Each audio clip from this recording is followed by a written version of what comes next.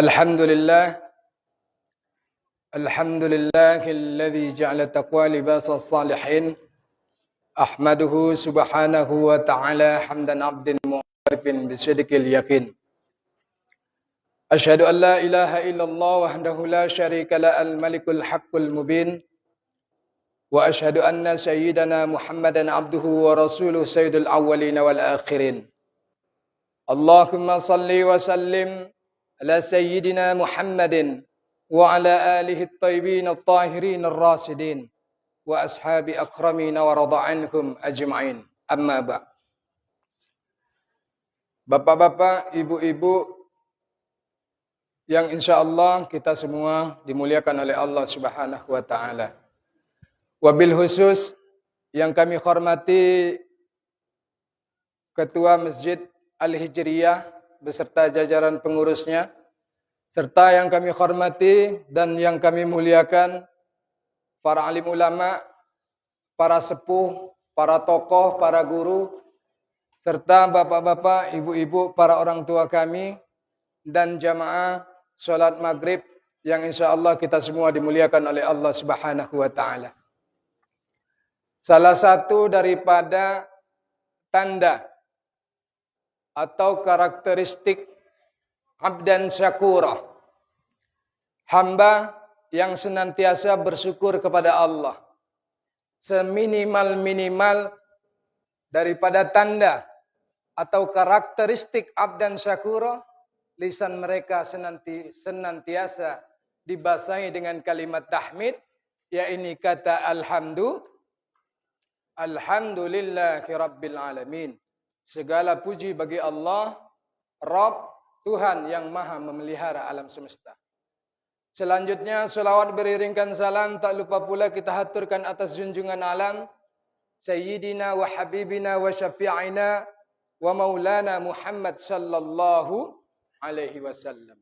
Beserta para keluarga, para sahabat, para tabi'in, para tabi'in yang telah berhasil membawa kita semua, menyelamatkan kita semua dari zaman jahiliyah, zaman yang penuh dengan kezaliman, bahkan zaman yang penuh dengan kemusyrikan, menuju zaman ilmiah, zaman yang penuh dengan keilmuan. Dengan keilmuan kita dapat mengenal keimanan kepada Allah dan dapat mengaplikasikan ketakwaan kita kepadanya dalam setiap napas berhembus, dalam setiap kehidupan kita hingga akhir hayat. Bapak-bapak, ibu-ibu, jamaah salat maghrib yang insyaallah dimuliakan oleh Allah Subhanahu wa ta'ala.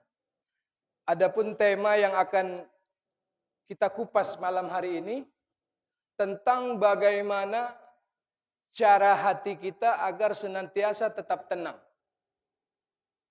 Berbicara tentang hati, hati dalam bahasa Arab disebut qalbun. Seakar kata dengan qallaba yuqallibu. Artinya membolak-balik, berbolak-balik. Sekejap hatinya ke arah kebaikan. Sekejap juga terkadang hatinya condong kepada keburukan. Itulah yang membuat salah satu ketidaktenangan dalam hidup. Kalau hatinya masih terombang-ambing, terbolak-balik, terlontar-lontar, maka kehidupannya tidak akan tenang. Jadi salah satu cara untuk membuat hati kita tenang, sehingga kita dalam menjalani kehidupan ini tenang, terkontrol dalam situasi apapun, maka di antara resepnya adalah senantiasa mengingat kepada Allah Subhanahu wa ta'ala.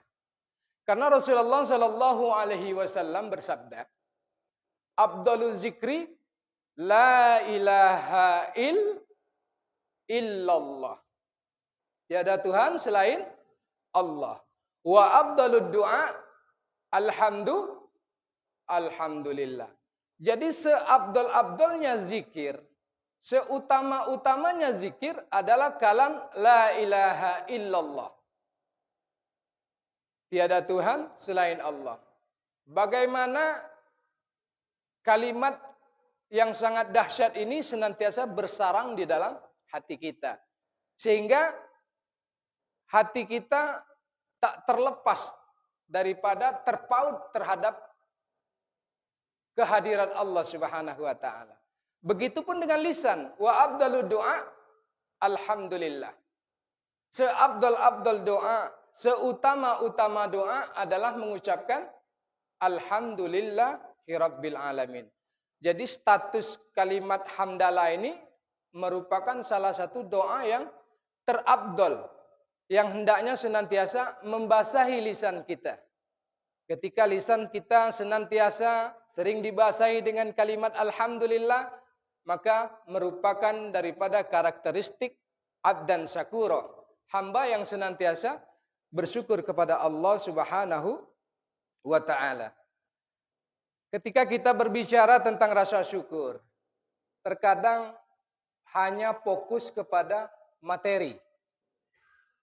Jadi kalau sedang dapat jabatan atau sedang dapat rezeki uang yang berlimpah atau sedang dapat hadiah yang sangat besar, terkadang kita hanya terlalu tersudut mengecilkan rezeki yang hanya kita anggap berupa kekayaan materi, kekuasaan, harta benda dan lain sebagainya. Sementara Allah Subhanahu wa taala berfirman di dalam Quran surah Ar-Ra'd, A'udzu billahi minasyaitonir rajim, bismillahirrahmanirrahim. Allahu yabsutur rizqa liman yasha wa yaqdir. Wa farihu bil hayatid dunya wa mal hayatud dunya fil akhirati illa mata'. Jadi di dalam firman Allah ini ditegaskan bahwasanya Allahu yabsutur rizqa liman yasha wa yaqdir. Bahwasanya Allah Subhanahu wa taala yabsutu. Yabsutu ini meluaskan, melapangkan ar-rizqu liman yasha. Melapangkan sebuah rezeki terhadap kepada siapa saja yang dikehendaki oleh Allah Subhanahu wa taala. Yabsutu ini asal katanya basyata, artinya melapangkan atau meluaskan. Jadi di dalam ayat ini disebutkan bahwa Allah itu melapangkan, meluaskan rezeki terhadap siapa saja orang yang dikehendaki oleh Allah Subhanahu wa taala, wa yaqdir, dan begitu pun menyempitkan atau mengecilkan rezeki terhadap siapa saja yang Allah kehendaki. Nah, berbicara tentang kelapangan rezeki. Rezeki ini berarti anugerah. Anugerah yang diberikan oleh Allah Subhanahu wa taala. Harta benda, kekayaan, kekuasaan itu tidak bisa kita vonis sebagai anugerah. Bisa jadi harta benda dan kekuasaan yang dianugerahi oleh Allah Subhanahu wa taala kepada kita adalah berupa ujian. Ujian terhadap keimanan di dalam diri kita. Apakah setelah dikasih kekuasaan, kita akan tetap berlaku adil dan memegang kuat amanah yang diberikan kepada kita? Atau malah sebaliknya, ketika sudah dilantik menjadi penguasa, dia melupakan amanah. Dia berbuat zalim terhadap rakyat. Berbuat zalim sekehendak dia karena dia sedang berkuasa. Hal ini artinya kita telah gagal dalam memegang, menjalani ujian yang diberikan oleh Allah Subhanahu wa taala. Bapak-bapak, ibu-ibu, jamaah salat maghrib rahimakumullah. Kemudian di dalam ayat kelanjutannya, wa farihu bil hayatid dunya. Karena terkadang orang ini menganggap rezeki itu hanya semata-mata tentang wa farihu bil hayatid dunya, adalah tentang kebahagiaan dalam menjalani kehidupan dunia. Jadi mengukur rezeki ini hanya sebatas hawa nafsu, kepuasan yang tidak peduli, terkadang hilap ketika mendapatkan rezeki sesuai dengan yang diinginkannya. Ketika mendapatkan harta berlimpah, dia lupa untuk berzakat, dia lupa untuk berinfak, dia lupa untuk bersedekah dan lain sebagainya. Maka orang tersebut benar-benar gagal atau gugur dalam ujian yang diberikan oleh Allah Subhanahu wa taala. Dan ayat ini pun mengingatkan, wa mal hayatud dunya fil akhirah illa mata'. Sesungguhnya kehidupan di dunia ini bukanlah sesuatu yang berarti, illa mata', melainkan hanya perhiasan yang sangat kecil. Jadi kehidupan dunia ini hanya senda gurau, permainan. Jangan sampai kita stres atau galau gara-gara urusan dunia. Karena urusan dunia ini kalau dipikirkan hanya senda gurau dan penuh dengan perhiasan semata yang tidak akan pernah abadi. Orang bekerja mati-matian menggapai kekayaan dunia hingga mencapai berlimpah. Padahal ketika kita menyadari bahwa kelak apa yang kita cari, apa yang kita punya, apa yang kita dapat ketika tidak berada dalam syariat, apa yang diajarkan oleh Islam, apa yang diteladani oleh baginda Rasulullah SAW, maka harta benda tersebut akan menjadi pemberat dalam kehidupan akhirat kelak. Wal akhiratu khairul laka minal ula. Sementara kehidupan di akhirat itu jauh lebih utama, jauh lebih penting. Hingga supaya kita ini tidak galau, tidak terombang-ambing dalam berbagai macam perasaan ataupun ambisi yang tak tercapai, maka hendaknya kita senantiasa kembalikan kepada Allah Subhanahu wa taala. Karena kehidupan kita ini ketika menjalani segala sesuatu rutinitas, aktivitas kita, sebagaimana pernah saya sampaikan bahwa jangan sampai napas kita berhembus, kaki kita melangkah, namun sia-sia tak bernilai di sisi Allah Subhanahu wa taala. Ketika segala sesuatu disandarkan kepada Allah, maka dia sebagai ibadah, bentuk pengabdian kita kepada Allah Subhanahu wa taala. Bahkan terhadap rutinitas kehidupan kita sehari-hari. Ketika kita sandarkan, kita nisbatkan kepada Allah Subhanahu wa taala, maka rutinitas yang kita lakukan, rutinitas yang kita kerjakan, insya Allah senantiasa dalam bimbingan, dalam tuntunan dari Allah Subhanahu wa taala. Kemudian di dalam ayat selanjutnya, di dalam ayat 27 surat Ar-Ra'd yang berbunyi, wa yaqulul ladzina kafaru laula unzila alaihi ayatum mir rabbih. Kalaulah, ini orang-orang alladzina kafaru, orang-orang yang kafir berkata, seandainya diturunkan mukjizat, ayat di sini disebut mukjizat, kepada baginda Rasulullah sallallahu alaihi wasallam dari Tuhannya, dari Rabbnya.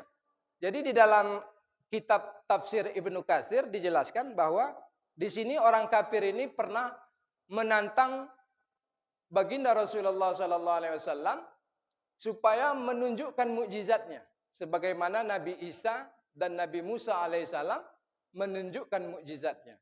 Jadi orang kafir ini pada saat itu meminta kepada Rasulullah SAW menjadikan Jabal Sofa sebagai emas. Jadi Jabal Sofa menjadi emas, kemudian di sekeliling kota Mekah menjadi hijau, artinya penuh dengan tumbuh-tumbuhan. Maka mereka masih mau beriman kepada Allah Subhanahu wa taala. Sehingga di dalam kitab tafsir Ibnu Katsir dijelaskan, aku akan memberikan, Allah Subhanahu wa taala berfirman, aku akan memberikan apa yang mereka pinta. Tetapi ingat, ketika telah aku kabulkan, aku berikan semuanya kepada mereka, mereka tidak beriman juga kepadaku, maka aku akan memberikan azab yang sangat pedih, sebagaimana azab yang lebih pedih daripada umat-umat sebelumnya. Nah, di sini sangat dahsyat ancaman Allah Subhanahu wa taala terhadap orang-orang kafir. Sehingga Rasulullah sallallahu alaihi wasallam menjawab, "Bal tabtahu lahum babut taubah war rahmah." Jangan ya Allah. Artinya Rasulullah itu meragukan bahwa orang-orang kafir yang saat itu menantang minta mukjizat ditunjukkan itu, ketika telah diberikan oleh Allah Subhanahu wa taala, mereka akan beriman kepada Allah. Rasulullah meragukan kalau mereka itu beriman. Jadi Rasulullah takut. Takut sehingga Rasulullah menjawab, "Jangan ya Allah. Tetapi bukakanlah bagi mereka babut taubah war rahmah." Bukakanlah bagi mereka pintu taubat dan pintu rahmat. Nah, jadi betapa besar kasih sayang Rasulullah sallallahu alaihi wasallam kepada umatnya.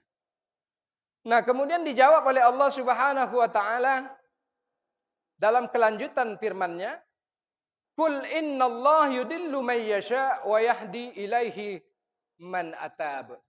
Sesungguhnya Allah Subhanahu wa taala yudillu may yasha. Allah itu berhak menyesatkan siapapun yang akan disesatkan oleh Allah, wa yahdi ilaihi man atab.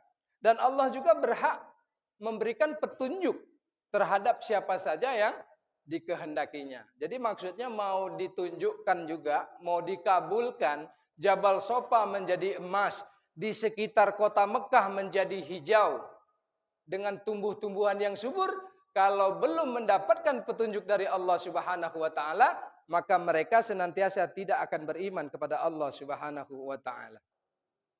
Nah, jadi berbicara tentang bagaimana kita agar senantiasa tenang dalam menjalani kehidupan. Karena salah satu rahasianya dengan keridoan. Artinya ridho kepada takdir Allah.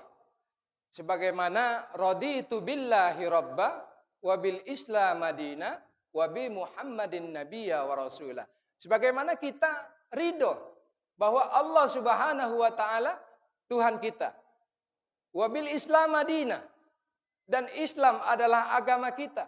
Wa bi muhammadin nabiyya wa rasulah, dan Nabi Muhammad sallallahu alaihi wasallam sebagai nabi dan rasul kita. Ketika kita telah ridho di sini artinya kita siap menerima keputusan apapun yang telah ditakdirkan oleh Allah Subhanahu wa taala kepada kita. Karena sejatinya Allah itu mentakdirkan segala sesuatu yang baik. Semua yang baik itu atas kehendak Allah Subhanahu wa taala. Tetapi yang buruk terjadi atas diri kita itu tidak lain dan tidak bukan adalah asbab daripada perilaku kita sendiri. Makanya takdir baik itu dari Allah, takdir buruk memang dari Allah, tetapi akibatnya, asbabnya adalah dari perilaku kita. Sebagaimana Allah Subhanahu wa taala berfirman di dalam Al-Qur'an, "Ma asabaka min hasanatin faminallah." Tidak ada segala sesuatu yang menimpamu atas kebaikan melainkan dari Allah Subhanahu wa taala. Wa ma asabaka min sayyi'atin, dan tidak ada segala sesuatu yang menimpa dirimu wa min nafsik, melainkan atas ulah daripada perilaku yang kita lakukan selama ini. Bapak-bapak, ibu-ibu, jamaah salat maghrib yang insya Allah dimuliakan oleh Allah Subhanahu wa ta'ala. Jadi proses untuk puncak menggapai keridhaan kita terhadap Allah Subhanahu wa ta'ala ini, prosesnya salah satunya kita harus selalu ingat kepada Allah. Selalu menisbatkan hati kita kepada Allah. Selalu menterpautkan hati kita kepada Allah. Minimal setiap langkah aktivitas itu diawali dengan kalimah bismillah.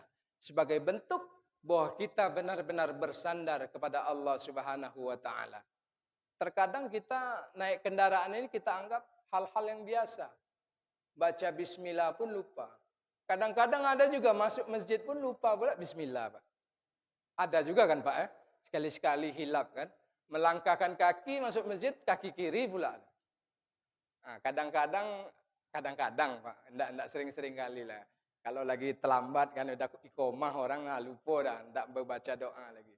Di dalam masjid pun lupa juga doa apa niat iktikaf. Jadi duduk, ngaji, lupa membaca niat iktikaf. Sementara niat iktikaf ini termasuk sesuatu yang prioritas agar senantiasa ketika kita berada di dalam masjid ataupun musola, kita sedang beriktikaf kepada Allah Subhanahu wa taala sehingga sepanjang waktu kita di dalam masjid walaupun tidak ngapa-ngapain, pahala kebaikannya tetap mengalir kepada kita.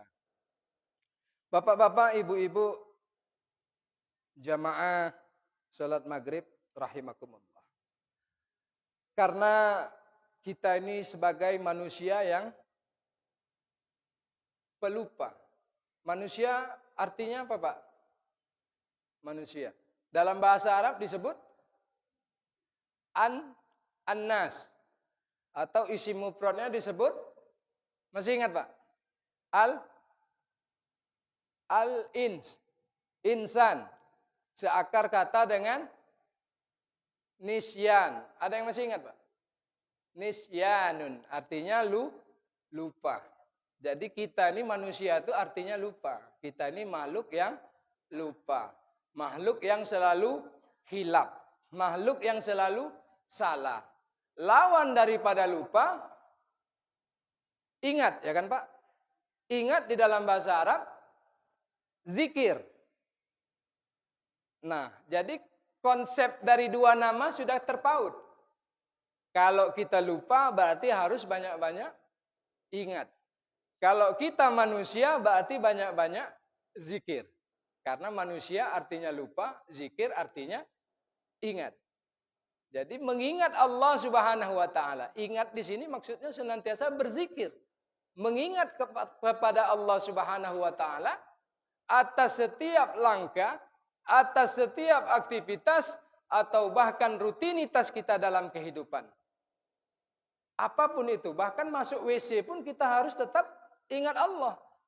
Apalagi di dalam masjid. Masuk WC saja tetap harus ingat Allah. Apalagi di dalam masjid. Oleh karena itu bagaimana keterpautan hati kita? Apakah hanya sekedar saja atau kita sudah menjadi kebiasaan keterpautan? Nah, bagaimana caranya supaya zikir ini sudah menjadi rutinitas di dalam kehidupan. Sehingga dalam setiap langkah, dalam setiap aktivitas yang akan kita lakukan, senantiasa bersandar kepada Allah Subhanahu wa ta'ala. Termasuk ibadah sholat. Ibadah sholat ini termasuk juga untuk mengingat Allah Subhanahu wa ta'ala. Hal ini sebagaimana termaktub di dalam Quran surat Toha yang berbunyi, A'udzubillahi minasyaitonirrajim, bismillahirrahmanirrahim. Innani anallah, la ilaha illa ana, fa'budni wa aqimis salati lizzikri. Allah di sini menegaskan, sesungguhnya aku adalah Allah. La ilaha illa ana, tiada Tuhan selain aku. Fa'budni wa aqimis shalah li zikri. Dan sembahlah aku, kata Allah. Wa aqimis shalah li zikri. Dan dirikanlah salat untuk mengingat Allah Subhanahu wa taala. Bahkan salat pun disebut zikir. Zikir ini secara umum segala sesuatu aktivitas yang kita lakukan ketika kita bersandar kepada Allah, maka aktivitas kita disebut dengan zikir. Karena mengingatkan kita kepada Allah Subhanahu wa ta'ala. Bapak-bapak, ibu-ibu, jamaah salat maghrib yang insya Allah kita semua dimuliakan oleh Allah Subhanahu wa ta'ala. Pertama ingat. Kedua, lisan kita senantiasa dibasahi dengan kalimat tahmid. Sebagai bentuk pujian kita kepada Allah Subhanahu wa ta'ala. Sebagai tanda karakteristik daripada abdan syakura. Hamba yang senantiasa bersyukur kepada Allah Subhanahu wa taala.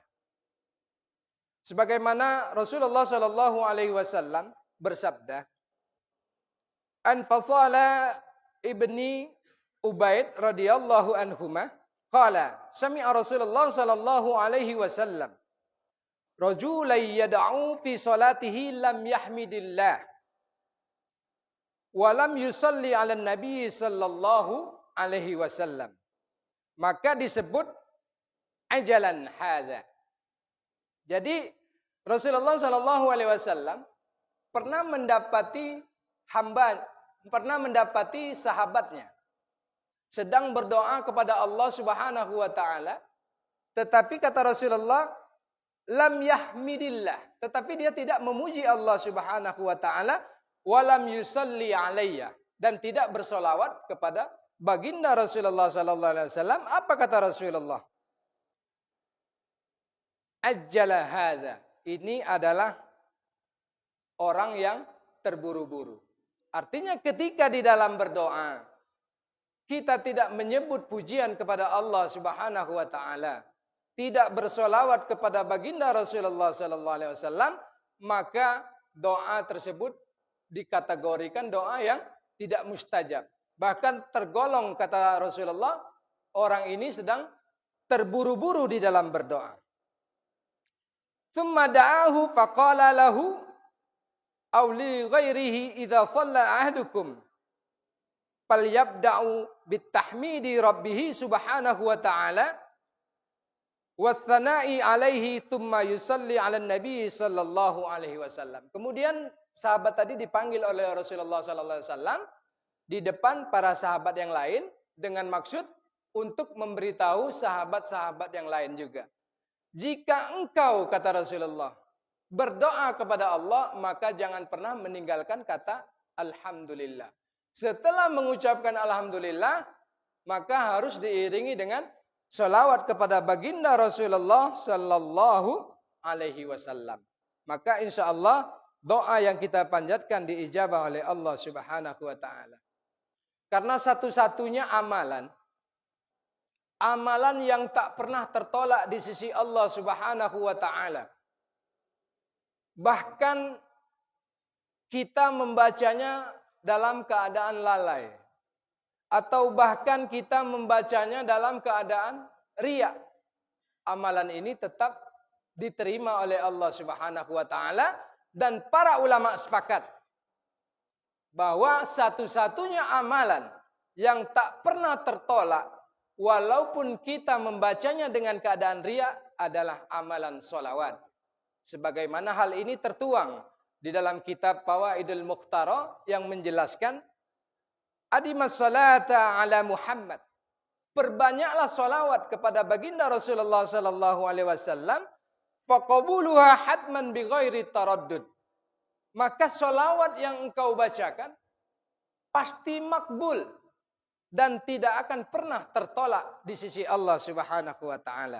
A'maluna baina qabul wa raddiha. Sedangkan amalan yang kita lakukan itu diantara bisa jadi amalan kita diterima atau bisa jadi amalan kita tertolak di sisi Allah. Illa salata ala nabi Muhammad sallallahu alaihi wasallam. Kecuali amalan kita bersolawat kepada baginda Rasulullah sallallahu alaihi wasallam. Nah, jadi salah satu cara agar senantiasa kita diperhatikan atau mendapat spesial, pancingan agar senantiasa diperhatikan oleh Allah, curi-curi perhatian Allah, maka perbanyaklah sholawat kepada baginda Rasulullah sallallahu alaihi wasallam. Dengan memperbanyak sholawat kepada baginda Rasulullah, insya Allah akan mendatangkan rahmat. Allah itu mencintai kita. Ketika kita mencintai baginda Rasulullah sallallahu alaihi wasallam, maka rahmatnya akan turun kepada kita. Hal ini jelas. Man shalla alayya wahidan. Siapa yang bersalawat kepadaku satu kali, sallallahu alaihi biha asran. Maka Allah Subhanahu wa taala akan bersolawat kepadanya sebanyak 10 kali. Artinya Allah melimpahkan rahmatnya 10 kali daripada solawat kita satu kali tadi. Jadi ganjarannya sangat dahsyat. Udah habis waktu, Pak? Belum? Masih berapa menit lagi, Pak? Nah, jadi kesimpulannya, jadi kita supaya tetap dalam hati yang tenang. Supaya kita tetap dalam bimbingan Allah Subhanahu wa taala, maka salah satu iktikad yang harus kita lakukan ditanamkan di dalam hati senantiasa mengingat Allah Subhanahu wa taala. Bersolawat itu termasuk mengingat Allah Subhanahu wa taala. Karena kita bersolawat hanya berharap rahmat dari Allah dan syafaat dari baginda Rasulullah Shallallahu Alaihi Wasallam. Segala sesuatu aktivitas ketika kita niatnya karena Allah, maka dia akan bernilai ibadah di sisi Allah Subhanahu wa taala. Kemudian di dalam ayat kelanjutannya, ayat 28 surat Ar-Ra'd, alladzina amanu, orang-orang yang beriman, wa tatma'innu qulubuhum bizikrillah, dan hati mereka menjadi tenang dengan berzikir kepada Allah Subhanahu wa taala. Ala bizikrillah tatma'innul qulub. Sesungguhnya dengan mengingat Allah, berzikir kepada Allah, maka hatinya akan tentram. Nah, di sini sudah jelas rumusnya. Obat penawar hati supaya tidak galau adalah dengan memperbanyak mengingat Allah Subhanahu wa taala, bersolawat kepada baginda Rasulullah sallallahu alaihi wasallam, gemar melakukan kebaikan. Karena kita tidak tahu amalan kebaikan mana yang diterima oleh Allah Subhanahu wa taala atau amalan mana yang dapat menjadi penolong kita di kehidupan yang kekal kelak, yaitu kehidupan akhirat. Bapak-bapak, ibu-ibu, jamaah salat maghrib yang insyaallah dimuliakan oleh Allah Subhanahu wa taala. Udah azan tuh, Pak? Belum. Jadi sebagaimana tadi kita dalam mengarungi kehidupan, terkadang sesuatu yang kita anggap baik belum tentu baik di sisi Allah Subhanahu wa taala. Atau sesuatu yang kita anggap buruk tetapi ternyata sebuah kebaikan, keberkahan di sisi Allah Subhanahu wa taala. Ketika kita diberi nikmat, minta berdoa kepada Allah jadi orang yang kaya raya, ternyata Allah belum mengabulkan. Mungkin ketika kita dikabulkan atau diberi kekayaan oleh Allah Subhanahu wa taala, yang tadinya rajin salat 5 waktu ke masjid, setelah menjadi orang kaya raya tak tersentuh lagi masjid. Berarti kekayaan itu membawa kepada hal yang mudarat. Oleh karena itu Allah menundanya agar benar-benar kita mempersiapkan diri menjadi orang yang taat kepada Allah dalam keadaan apapun. Alhamdulillah ala kulli halin. Segala puji bagi Allah atas segala keadaan, atas segala kondisi. Sehingga perjalanan kita stabil, tetap senantiasa dalam bimbingan hidayah oleh Allah Subhanahu wa taala. Begitupun karena di sini ada sebagai penutup, ini ada sedikit karena kemarin saya pernah ditanya oleh jamaah, bukan jamaah masjid sini, masjid di Jaya Mukti pernah bertanya, mereka bertanya tentang doa baginda Rasulullah sallallahu alaihi wasallam. Jadi mungkin ada juga yang belum terdengar doanya. Doanya Rasulullah sallallahu alaihi wasallam berdoa, Allahumma ahyini miskinan wa amitsni miskinan wahsurni fi zumratal masakin. Nah, doa ini secara teks, secara makna, artinya ya Allah, hidupkanlah aku dalam keadaan miskinan. Secara teks ya Bu ya. Wa amitsni miskinan, dan matikanlah aku dalam keadaan miskin. Wahsurni fi zumratil miskinan masakin, dan bangkitkanlah aku di padang mahsyar bersama orang-orang miskin. Nah, jadi ada pertanyaan. Orang ini bertanya, apakah Rasulullah itu berdoa minta miskin? Ada pernah dengar doa ini, Pak? Belum, Pak. Ibu-ibu ada pernah dengar doa ini, Bu? Belum. Apalagi ngamalkannya, Bu, ya. Belum pernah, Bu, ya. Ya. Jadi secara redaksi teks, ya Allah hidupkanlah aku dalam keadaan miskin, matikanlah aku dalam keadaan miskin, dan bangkitkanlah aku di padang mahsyar bersama orang-orang miskin. Secara teks, Bu.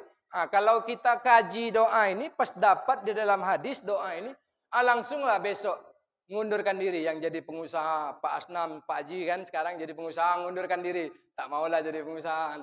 Doa Rasulullah sunnahnya jadi orang miskin. Yang jadi direktur BUMN mundurkan diri juga. Karena mau jadi orang miskin. Kacau jadinya. Ini akibat terpeleset pemahaman ayat Quran ataupun terpeleset pemahaman makna di dalam doa atau hadis Rasulullah sallallahu alaihi wasallam. Nah, jadi ini sebagaimana Syekh Yusuf Al-Qaradawi menjelaskan, miskinan itu kan terdiri dari kata mim, huruf mim, sin, kaf, dan nun. Asal katanya sakana. Sakana yang sering kita dengar sama seperti sakinah. Sakinah artinya apa, Pak? Pak, apa sakinah, Pak? Ibu baru? Oh, bukan ibu baru. Sakinah, sakinah ini artinya tenang. Tenang. Arti sakinah adalah tenang, tentram, bersahaja. Nah, miskinan di sini dijelaskan oleh Syekh Yusuf Al-Qaradawi di dalam kitabnya Kaifa Nata'amal Ma'asunnah. Kaifa Nata'amal Ma'asunnah. Bagaimana memahami berinteraksi dengan sunnah-sunnah baginda Rasulullah sallallahu alaihi wasallam. Jadi miskinan di sini bukan maksudnya Rasulullah minta hidup miskin. Rasulullah itu hidup kaya raya. Waktu meminang melamar Siti Khadijah, maharnya tahu, Bu, berapa, Bu? 300 onta. Kalau harga onta 50 juta, sekarang 1 ekor kali 300 berapa, Pak? 1,5 miliar maharnya. Siapa bilang Rasulullah itu miskin? Tapi Rasulullah itu hidupnya bersahaja. Tidak berlebih-lebihan. Ibarat orang walaupun bisa beli Lamborghini, orang Dumai bisa beli Lamborghini, tak mau dia beli Lamborghini. Kenapa? Banyak polisi tidur, habis. Lecet semua bawahnya. Nah, istilahnya bersahaja, hidup seadanya. Walaupun bisa beli mobil Ferrari, cukuplah Avanza. Paling enggak agak-agak mewah sedikit Fortune, Pajero. Walaupun dia mampu membeli Ferrari dan lain sebagainya. Itu contoh hidup bersahaja. Jadi maksudnya ini, Allahumma ahyini miskinan. Ya Allah, hidupkanlah aku dalam keadaan tenang, bukan dalam keadaan miskin. Tapi hidupkanlah aku dengan tenang, dengan tentram. Wa amitsni miskinan, dan matikanlah aku dengan tenang. Kemudian wahsurni fi zumratil masakin, dan bangkitkanlah aku di padang mahsyar bersama orang-orang yang tenang. Jadi miskin di sini maksudnya bukan fakir.